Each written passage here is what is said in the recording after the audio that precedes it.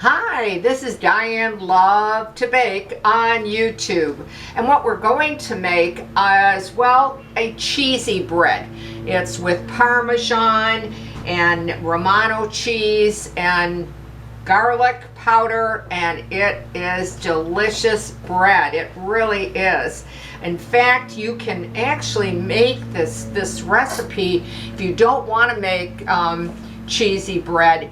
You can actually use the recipe to make hoagie or sub rolls, and I even alternate and make a pizza out of the dough.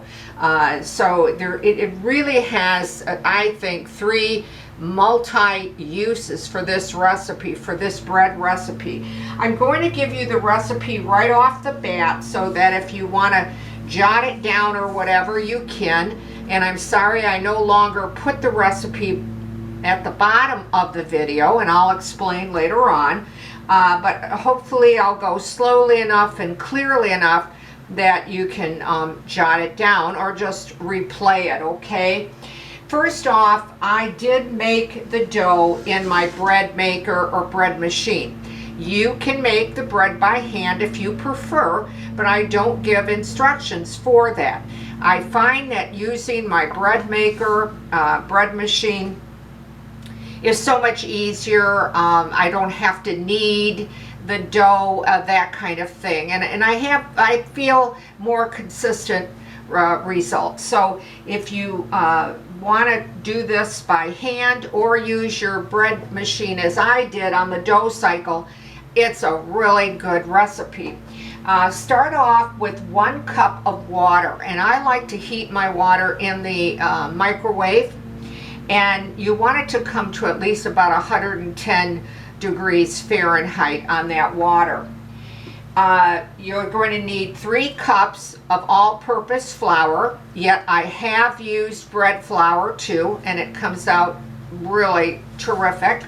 But sometimes you don't have bread flour in the house, or and you have all-purpose, go ahead, 3 cups of that. You need a half a teaspoon of granulated sugar.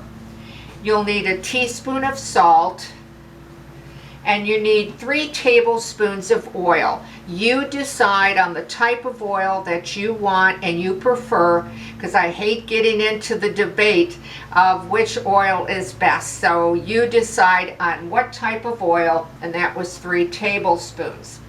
And then use 1 package, which is 2 1/4 teaspoons of active dry yeast.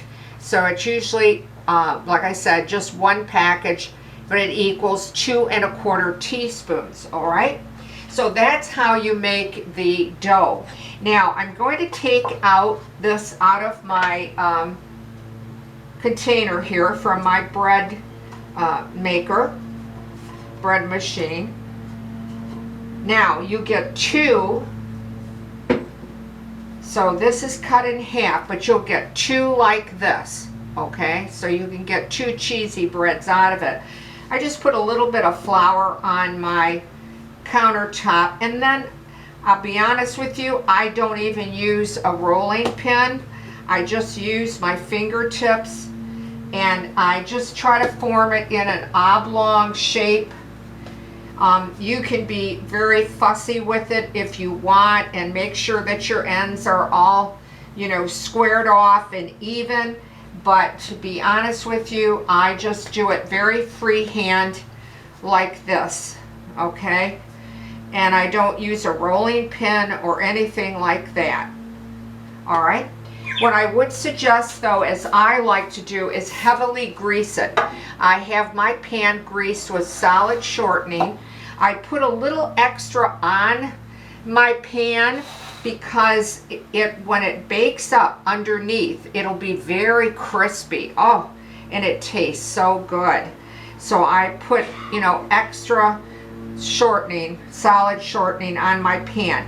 You go ahead and use, if you want to use your silicone mats or your parchment paper, and you prefer not to use grease, that kind of thing, shortening I should say, but again, like I said, you know, you'll want to put something, you know, if you're not using parchment paper or silicone mats, that kind of thing. And then you can see I just stretch it out a little bit. It doesn't have to be perfect. All right, the next thing that I like to do is about 3/4 of a stick of butter. If you want to put more, then use a whole stick. And I just melt it in my microwave. I generally don't melt it completely. I like it to have the bits of butter on it. And what I do is I just take a brush, as you see, and I brush the tops with the butter. Now, if you don't have butter, don't like butter, go ahead and use margarine.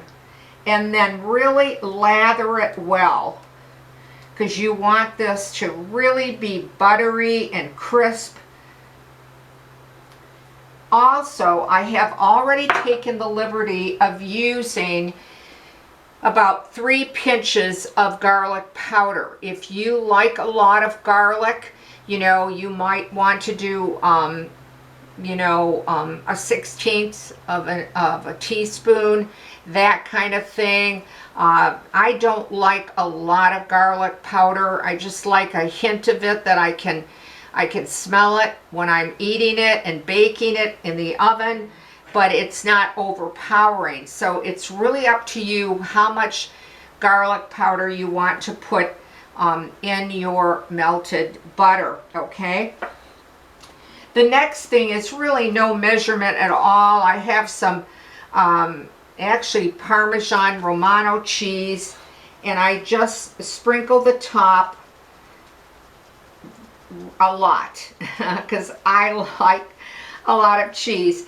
And then I go over it with Parmesan and really encrust it over, okay, on the top. Now, what I like to do is I take a towel,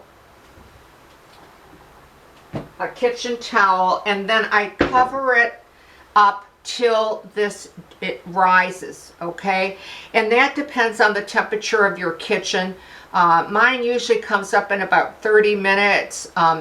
If your kitchen is very warm, it might come up even faster. If you're very cold in your kitchen, you know, maybe it'll take you 40 minutes for it to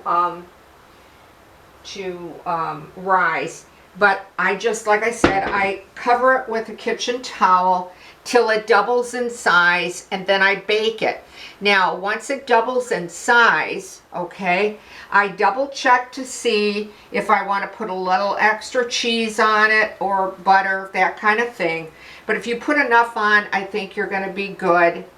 And wait till it doubles, and then put it in a preheated oven for 350 degrees. And it can take anywhere from 15 to 18 minutes, depending on your oven, because you know, as all ovens set up so differently, so you know your oven better than I do. But 350 is what I bake mine at, okay? Now, I'm going to show you and then explain what it looks like once it's baked up. And this is how it turns out. It is just comes out so pretty. And make sure that you do want to brown it. Now, what I like to do, just to add the extra cheesy taste to it, when it comes out of the oven, then I put a little more of the butter and that garlic powder that I put in my butter on top. If you want to have a little browner crust, then I put it in my oven on broil on low, just to melt everything, brown it up, that kind of thing. You don't have to. You don't have to add anything once it comes out of the oven, but I like to put another layer of the butter and of the onion powder, garlic powder, I'm sorry. I misspoke.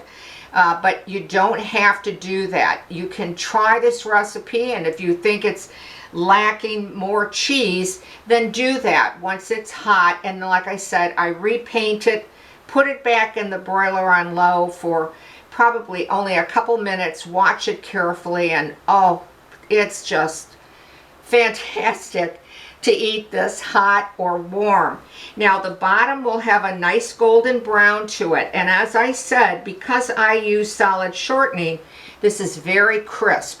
And don't forget to, take and knock your bread a little bit, so if you hear a hollow sound, you'll know that it's ready to come out of the oven. Now I'm just going to use my serrated knife here, and I'm going to cut a piece off so that you can see the crumb on it. And you will have these beautiful holes. I hope that the camera can pick that up. And I'm just going to squeeze the bread. Oh my gosh. You'll have a hard, nice, crispy bottom. You'll have a semi-soft top with all that wonderful cheese you put on. And then if you can, I'm going to use a fork to just kind of show you what the crumb looks like. Oh, it's light, it's chewy, it's not dry. It has that chew and that little bit of moistness to it. Oh, this bread is so good. Usually it doesn't even make it to the dinner table because it gets eaten up by my family so fast. It's a great tasting bread that you can eat cold, warm, hot, serve with your dinner, or you can cut it lengthwise and make sandwiches. There's so many uses for it.